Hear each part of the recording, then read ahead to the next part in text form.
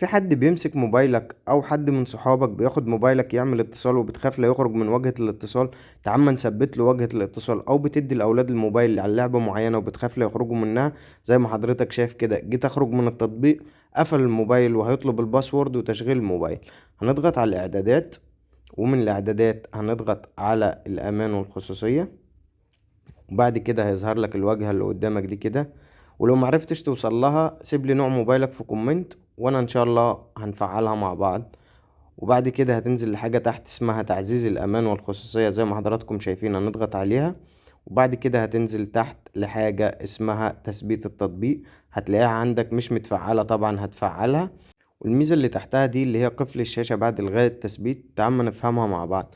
لو انت ما فعلتهاش، اول ما يجي يخرج من التطبيق بالعلامة اللي انا قلت لك عليها دي هيطلب باسورد، لكن لو مفعلها هيخرج من التطبيق ويسيب له الشاشة المغلقة اللي هي كأنك بتفتح الجهاز، وهيطلب منه الباسورد. فأنا بفضل إن لو حد حاول يخرج من التطبيق يخرج من التطبيق نهائيا ويقفل له الموبايل بالشكل ده.